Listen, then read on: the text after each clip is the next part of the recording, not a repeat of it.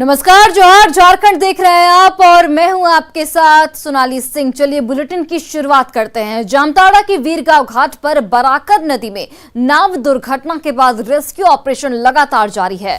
हालांकि लोगों का यहां पर आरोप है कि रेस्क्यू के नाम पर मात्र खानापूर्ति की जा रही है। ऐसे में नाराज लोगों ने जिला प्रशासन और सरकार के खिलाफ मौके पर जमकर नारेबाजी की है। लोगों का यहां पर आरोप है कि एनडीआरएफ की टीम 5 घंटे की देर से पहुंची, जिसके बाद सुबह से रेस्क्यू ऑपरेशन शुरू किया जा सका, लेकिन एक्सपर्ट गोताखोरों के अभाव में अभी तक किसी को खोजा नहीं जा सका है।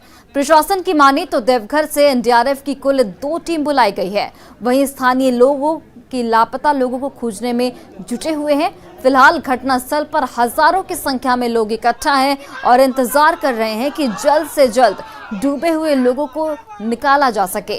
आपको बताते चलें कि गुरुवार शाम लगभग 6:30 बजे नाव डूब जाने से करीब 18 लोग नदी में बह गए थे।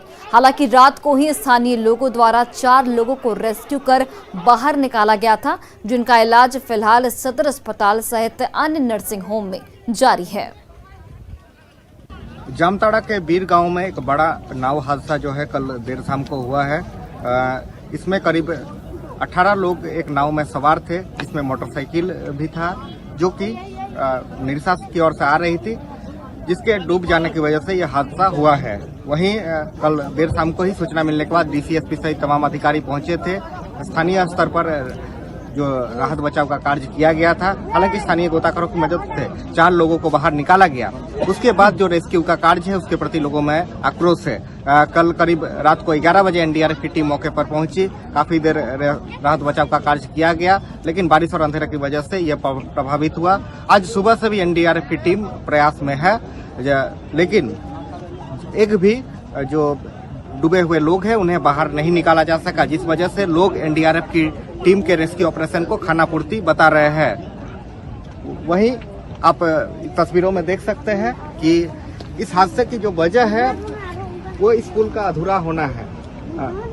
ये पुल जो है वर्ष 2009 में बनना शुरू हुआ था, लेकिन संवेदक द्वारा पुल को पिलर गाड़कर और अधूरा बनाकर छोड़ दिया गया। करीब 36 करोड़ की लागत से ये पुल बनना था, लेकिन अधूरा होने की वजह से लोग रोजाना नाव पर सवार होकर दर्जनों की संख्या में लोग साथ ही मोटरसाइकिल को भी चढ़ाकर इस पार से उस पार निरसा की ओर जाते हैं, जिस वजह से जो हादसा है वो हुआ है। वहीं आप पीछे देख सकते हैं एनडीआरएफ की टीम यहाँ राहत बचाव का कार्य कर रही है और जिला प्रशासन के तरफ से एसडीओ और एसडीपीओ मौके पर मौजूद है। जब तक सारे लोग बरामद नहीं होते तब तक यह स्पष्ट नहीं हो पा रहा है। सुमन भट्टाचार्य, न्यूज 18, जामताड़ा।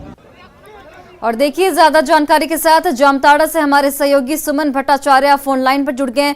सुमन, देखिए कल शाम की घटना है और अब कई घंटे बीत चुके हैं, उसके बावजूद भी मात्र 4 लोग सुरक्षित बाहर निकाले गए हैं। अभी भी 14 लोग लापता हैं। उसके बावजूद भी एनडीआरएफ का जो लापरवाही भरा रवैया है वो साफ तौर पर दिख रहा है। लोगों में भी इसको लेकर नाराजगी है। फिलहाल आप ये बताइए कि अभी किस तरीके की स्थिति आप वहां पर देख पा रहे हैं? जी, तैरकर और स्थानीय लोगों के सहयोग से बाहर निकाले हैं। उतने ही लोगों की रेस्क्यू हो सकी है। शेष जो 14 लोग हैं वो अभी भी लापता है। एनडीआरएफ कल रात को पहुंची, उसके बाद से राहत बचाव का कार्य किया जा रहा है, लेकिन स्थानीय लोग इस पर लापरवाही का आरोप लगा रहे हैं, जिस वजह से यहाँ पर अभी तक एक भी लोग जो है शेष लोग हैं उनको रेस्क्यू नहीं किया जा सका है, जिस वजह से जिला प्रशासन के साथ एनडीआरएफ के लोगों पर भी स्थानीय लोगों की नाराजगी देखी जा रही है। सुमन, ये भी बात सामने आई है कि एनडीआरएफ की जो टीम है वो 4 घंटे देर से पहुंची। इसको लेकर क्या कुछ जानकारी मिल पाई है कि आखिर लेट क्यों हुआ? एनडीआरएफ के किसी अधिकारी से आपकी बात हो पाई? जी, एनडीआरएफ के कोई वरीय अधिकारी फिलहाल मौके पर नहीं पहुंचे हैं। सभी और जो पहुंचे हुए हैं वो रेस्क्यू ऑपरेशन में लगे हुए हैं।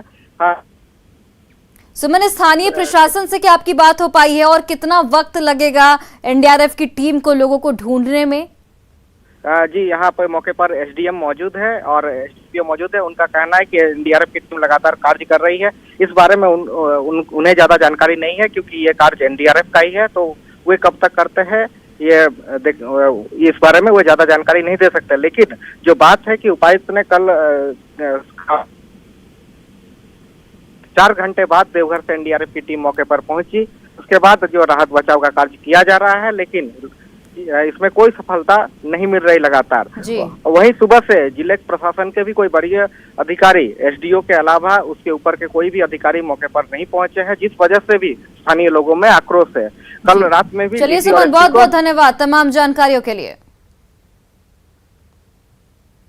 रूस और यूक्रेन की लड़ाई में अब गोड्डा के नौजवान भी फंस गए हैं। दरअसल इस युद्ध के बाद स्टूडेंट्स की परेशानी बढ़ने लगी है। स्टूडेंट्स ने बताया कि इंडियन एम्बेसी ने 7 से 8 दिनों का खाना स्टोर करने के लिए कहा है। वहीं ऑनलाइन पेमेंट भी बंद होने से उनकी परेशानी और बढ़ गई है। बताते चले कि ये स्टूडेंट्स यूक्रेन में रहकर मेडिकल की पढ़ाई कर रहे थे और कुछ स्टूडेंट गोड्डा के गुलजार बाग के रहने वाले हैं।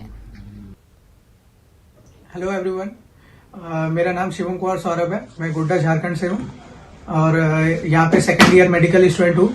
और आज हम लोगों को एम्बेसी की तरफ से नोटिफिकेशन आई थी कि आप 7 से 10 दिन का फूड स्टोर करके रख लो।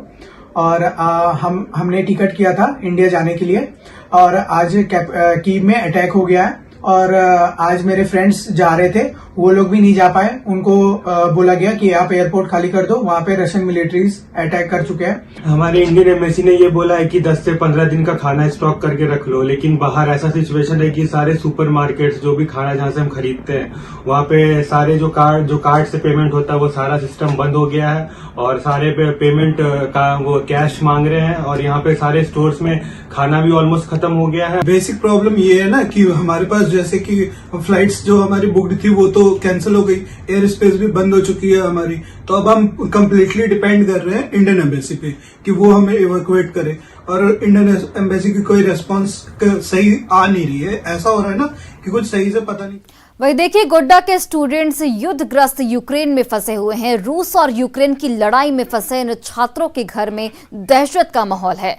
परिजनों ने बताया कि जब बच्चों का कॉल आया तो बच्चों ने कहा कि उनका मकान धमाके से हिल गया था। गोड्डा के कई स्टूडेंट्स वेनिश मेडिकल यूनिवर्सिटी के छात्र हैं। इधर परिजनों ने जब न्यूज़ 18 पर अपने बच्चों की खबर को देखा तो उनके मन में आस जगी है। परिजनों का कहना है कि उनकी आवाज अब दूर तक पहुंचेगी और बच्चों को घर वापस लाया जाएगा। हम चाह रहे हैं कि सरकार जल्द से जल्द कोई कदम उठाए जो कि वहाँ से सभी भारतीय छात्रों को यहाँ पर वापस लाए और हमारे बच्चे और पूरे भारत जितने भी की इंडिया के बच्चे सबको सुरक्षित वापस ले आए। भारत सरकार से ये गुहार हो रहा है जी। सुबह से स्थिति कि हम लोग खाना पीना भी नहीं खाए हुए बैठे हुए हैं, देख रहे टीवी स्क्रीन का जी, और चिंता काफी हम लोग को बढ़ा हुआ है। यूक्रेन और रूस की लड़ाई के बीच अब गोड्डा के भी कुछ लड़के फंसने लग गए हैं। जहां दो देश एक साथ लड़ रहे हैं तो वहीं दूसरी ओर भारत की ओर से जो बच्चे वहां पढ़ाई करने गए हैं वो भी अब वहां फंस चुके हैं। गोड्डा के कुछ पेरेंट्स हैं जिनके बच्चे वहां पढ़ाई करने गए थे और एकाएक ऐसी खबर इनके पास आई कि इनके बच्चे घर अब नहीं आ पा रहे हैं अभी और घर आने में परेशानी हो रही है। यहाँ कुछ अभिभावक हैं हमारे साथ, उनके परिजन हैं हमारे साथ, उनके पिताजी हैं। सबसे पहले आपका नाम क्या हुआ? मेरा नाम महादेव पंजेरा हो। आपके बच्चे का नाम क्या हुआ? शिवम कुमार सौरभ। कहाँ हैं आपके बच्चे? यूक्रेन में विनिसिया कॉलेज में है, मेडिकल कॉलेज, विनिसिया मेडिकल कॉलेज, वहीं पढ़ाई कर रहे हैं जी। तो क्या स्थिति हो रही है अभी, क्या परेशानी आ रही है? ये लोग डरे समय हुए, धमाके हमेशा हो रहे हैं और ऊपर जो हवाई ये हो रहा है इसमें काफी लोग सहमे हुए हैं। आज से काफी लोग डरे हुए हैं और कहीं बाहर निकलने का हम लोग आदेश देकर बाहर नहीं निकले, अपने हॉस्टल में रहें।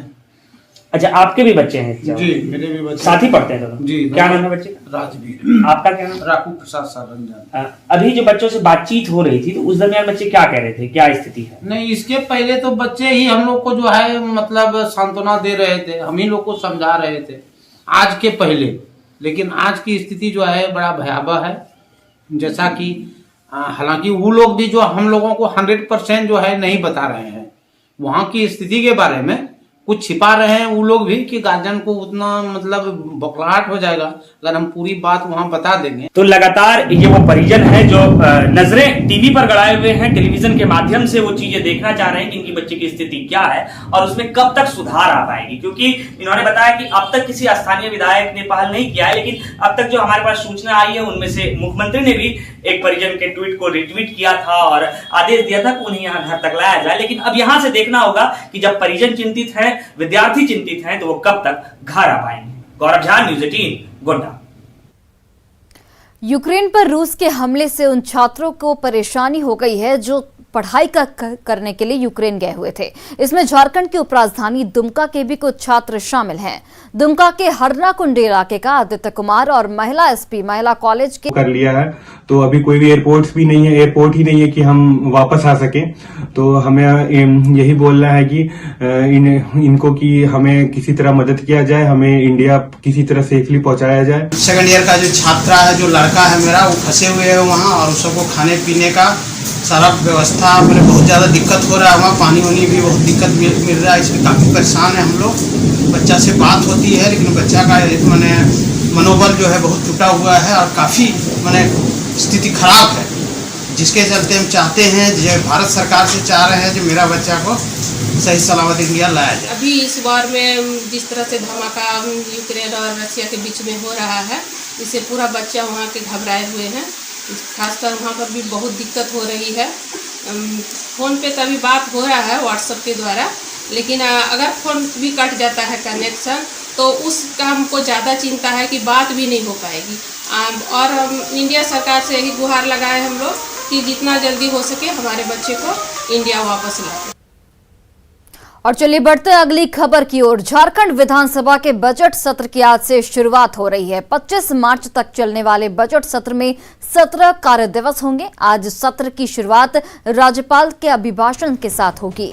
28 फरवरी को चालू वित्तीय वर्ष का तृतीय अनुपूरक बजट पेश किया जाएगा, जिसके बाद 2 मार्च को आर्थिक सर्वेक्षण रिपोर्ट सदन के पटल पर रखी जाएगी।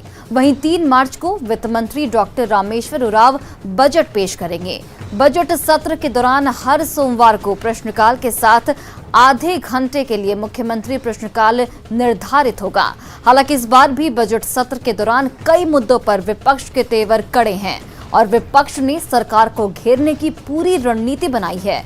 इधर कांग्रेस विधायकों के भी तल्ख तेवर से सरकार की परेशानी बढ़ सकती है।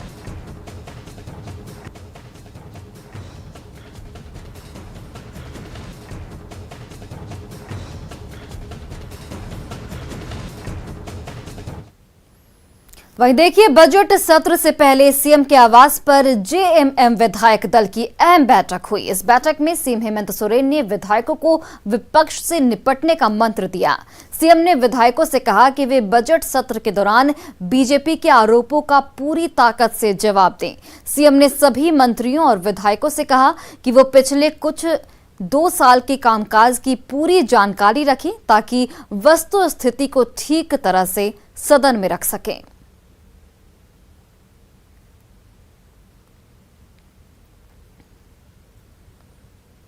झारखंड कैबिनेट की बैठक में 35 प्रस्तावों को मंजूरी दी गई है। राज्य के त्रिस्तरीय पंचायत चुनाव पर कैबिनेट ने मोहर लगाई है। इसी के साथ कई विभागों के नियुक्ति नियमावली में संशोधन पर मोहर लगाई गई है। वहीं 400 यूनिट से अधिक खपत करने वाले बिजली उपभोक्ताओं को अब से सब्सिडी नहीं देने का फैसला लिया गया है। तो कैबिनेट की बैठक में 35 प्रस्तावों पर मोहर लगाई गई है। त्रिस्तरीय पंचायत चुनाव की तारीखों को यहां पर मंजूरी दिया गया है। इसके अलावा पंचायत चुनाव की तारीख का अभी ऐलान नहीं किया गया है। नियुक्ति नियमावली में संशोधन पर कैबिनेट ने मोहर लगा दी है। वहीं देखिए, एसटी/एससी प्रोन्नति विधेयक को कैबिनेट की मंजूरी दी गई है। इसके अलावा बिजली उपभोक्ताओं की सब्सिडी पर बड़ा फैसला लिया गया है। तो इसके तहत अगले 5 साल में 4000 मेगावाट के उत्पादन का लक्ष्य रखा गया है। नवा प्रस्ताव स्कूली शिक्षा एवं साक्षरता विभाग से झारखंड राज्यांतर्गत मॉडल विद्यालयों के सुदृढ़ीकरण एवं उनमें आईसीटी लैब तथा स्मार्ट क्लास के अधिष्ठापन की स्वीकृति। इसके अंतर्गत 89 में से 84 मॉडल विद्यालयों का सुदृढ़ीकरण किया जाना है। साहिबगंज जिला अंतर्गत गुमानी बराज योजना के निर्माण कार्य हेतु 361 करोड़ 35 लाख मात्रा के पंचम पुनरीक्षित प्राक्कलन की प्रशासनिक स्वीकृति के संबंध में। और खबर रांची से है, जहां रिम्स अस्पताल में बाल कैदी के परिजनों ने जमकर हंगामा किया। परिजनों का आरोप है कि डुमरडुग्गा बाल कैदी गृह में उनके बेटे से रंगदारी मांगी गई और रंगदारी नहीं देने पर उसके साथ मारपीट भी की गई। इतना ही नहीं, परिजनों ने दावा किया है कि जेल के अंदर कैदी फोन का इस्तेमाल करते हैं और सिक्योरिटी गार्ड की मिली भगत से उनके बेटे को आत्महत्या करने पर मजबूर किया जाता है। इससे पहले भी डुमरडुग्गा बाल सुधार गृह में 2 गुटों के बीच हिंसक झड़प हुई थी, जिसमें कुछ लोग जख्मी भी हुए थे। 2000 रुपया वो लोग मांगा था रंगदारी। हाँ, मेरा बेटा नहीं दिया, इसीलिए उसको मारा। अब मार दिया। जब से पैसा मांगा तब से वो लोग मार रहा था, पैसा नहीं मांगा रहा था। एक बार मेरा बेटा बोला कि अम्मी हमसे पैसा ही लोग मांग रहा है। हम बोले जेल का अंदर में तुम है तो तुम पैसा कैसे मांग रहा है। रांची स्थित डुमरडुग्गा के बाल कैदी गृह से आज एक बच्चा 4 दिनों के अंदर फिर से आत्महत्या करने की कोशिश की है। फिलहाल इसी के अंदर है। परिजन बाहर भीड़ लगाकर यहाँ पर बवाल काट रहे थे। हमारी जानकारी में यह आया है कि जो बच्चा है 4 दिनों के अंदर एक बार फिर से आत्महत्या की कोशिश की है। कोडरमा के डुमचांच थाना इलाके में 20 साल की युवती के साथ छेड़छाड़ और सामूहिक दुष्कर्म का मामला सामने आया है। 3 युवकों पर छेड़छाड़ और दुष्कर्म का आरोप लगा है। युवती को मेडिकल जांच के लिए भेजा गया है। बताया जा रहा है कि 3 युवक युवती को उठाकर ले गए, दुष्कर्म कर जान से मारने की नीयत से कुएं में फेंककर भाग गए। लड़की के चिल्लाने की आवाज सुनकर पड़ोस के लोग बाहर आए और लड़की को कुएं से बाहर निकाला गया।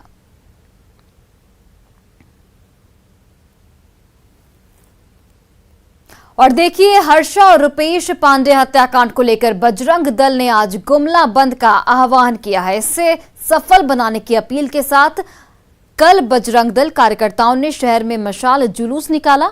मशाल जुलूस हनुमान मंदिर से शुरू होकर शहर के विभिन्न मुख्य मार्गों में घूमते हुए टावर चौक पहुंचकर समाप्त हुआ।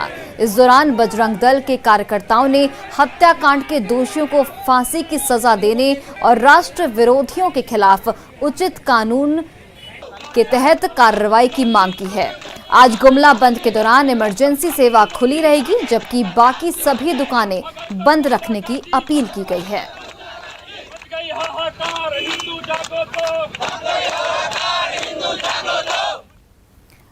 और अब खबर गिरिडीह से, जहां अचानक मौसम ने करवट बदल ली, जिसके बाद सुबह से ही झमाझम बारिश हो रही है। वहीं तेज हवा और ओलावृष्टि ने भी लोगों की परेशानी बढ़ा दी है। बारिश और ओलावृष्टि से पारा गिर गया है, जिससे ठंड में बढ़ोतरी हुई है। बेमौसम बारिश से फसलों को भी काफी नुकसान पहुंचा है। हालांकि बारिश से कोल्ड डस्ट से लोगों को राहत जरूर मिली है। मौसम विभाग ने आज दिन भर बादल छाए रहने का अनुमान जाहिर किया है। अधिक जानकारी दे रहे हैं गिरिडीह से हमारे संवाददाता एजाज अहमद। गिरिडीह जिले में अचानक मौसम ने करवट ली है। सुबह से ही झमाझम बारिश के साथ साथ तेज हवाएं भी चल रही है, ओलावृष्टि भी हो रही है। आपको मैं तस्वीरों के माध्यम से मैं दिखाना चाहूंगा कि क्या अभी मौसम का नज़ारा है। अभी मैं न्यू रेलवे स्टेशन के समीप हूँ। आप देख सकते हैं कि किस तरह से झमाझम बारिश हो रही है, तेज हवाएं चल रही है और इसके साथ ही ओलावृष्टि भी हो रही है। हालांकि आपको बता दें कि मौसम विभाग ने भी यह पूर्वानुमान लगाया था कि आज बारिश हो सकती है तेज हवाओं के साथ, लेकिन यहाँ तेज हवाएं के साथ बारिश तो हो ही रही है। इसके अलावा ओलावृष्टि भी हो रही है, जिसकी वजह से लोगों की समस्याएं भी बढ़ सकती है, क्योंकि पारा जो लुढ़क कर 15 डिग्री सेल्सियस तक पारा पहुंच चुका है, जिसके वजह से ठंड भी बढ़ने की आशंकाएं हैं, जिसके वजह से लोगों की समस्याएं बढ़ सकती है। वहीं आपको बता दें कि इस तरह से हो रहे लगातार बेमौसम बारिश की वजह से किसानों की नुकसान भी हो सकता है और जो किसान फसल लगाए हैं उस फसल भी खराब हो सकता है। ये जो बारिश हुआ है इससे खास मतलब जो अभी फसल लगा हुआ है उसमें थोड़ा प्रॉब्लम आया है और स्कूल आने जाने में दिक्कत हो रहा है। मगर एक तरह से अच्छा भी ये है कि इससे एक फायदा हुआ है कि जो डस्ट उड़ रहा है वो अभी शांत है और ठंड अचानक ठंड बढ़ा दिया है। 2 दिन पहले जैसे धूप था और आज ठंड। तो इस लगातार हो रही झमाझम बारिश की वजह से जहां एक और किसानों को नुकसान होने की संभावना है, वहीं दूसरी ओर बताया जा रहा है कि इसके फायदे यह हैं कि जो लगातार डस्ट उड़ रहे थे फैक्ट्रियों से निकलने वाले डस्ट, वो डस्ट अभी पानी की वजह से दब गया है और लोगों को इस प्रकार राहत भी मिली है। गिरिडीह से न्यूज़ 18 के लिए मैं एजाज अहमद। वहीं रामगढ़ जिले में भी कल झमाझम बारिश हुई। मांडू समेत कई इलाकों में ओले भी गिरे। वहीं जलजमाव की वजह से NH-33 पर लोगों को परेशानी का सामना करना पड़ा। ओला गिरने की वजह से सब्जियों की फसल को काफी नुकसान पहुंचा है। बारिश के बाद ठंड और बढ़ गई है। ज्यादा जानकारी दे रहे हैं हमारे सहयोगी जावेद खान। अभी मैं मौजूद हूँ ओल्ड NH-33 बरेज नगर सांडी में। आप हमारे पीछे देख सकते हैं अभी 1 घंटे तक मूसलाधार बारिश हुई है और सड़क पे जल जमाव है। गाड़ियों के आवाजाही में दिक्कत हो रही है। बताया गया कि पूरे रामगढ़ जिले में कहीं कहीं पे ओलावृष्टि भी हुई है। यहाँ के सीधे नागरिकों से बात कराते हैं। बताइए कितने देर बारिश हुई? क्या बारिश कभी 1 घंटा हुआ सर, 1 घंटा हुआ और यहाँ जो है पानी जम जाता बराबर, और इससे जो पानी जमने के कारण जो यहाँ दुर्घटना की संभावना बनी हुई रहती है सर। तो आप हमारे पीछे कैमरे की नज़र से देख सकते हैं गाड़ियों की आवाजाही को। और अभी यहाँ पे पूरा पानी भरा हुआ था। गाड़ियों के आने जाने में या पैदल चलने में लोगों को परेशानी हो रही थी। और अभी पूरे ज़िले से रिपोर्ट आ रही है कि कहीं कहीं बहुत ज़्यादा बारिश हुई है और बरसात भी देखा गया है। साथ ही ओलावृष्टि की भी सूचना है। इसके कारण फसलों पर इसका असर पड़ा है। कई जगह सब्जी के फसल को नुकसान पहुंचा है। जावेद खान, न्यूज़ 18 रामगढ़। और फिलहाल इस बुलेटिन में बस इतना ही। आप देखते रहिए न्यूज़ 18 बिहार झारखंड।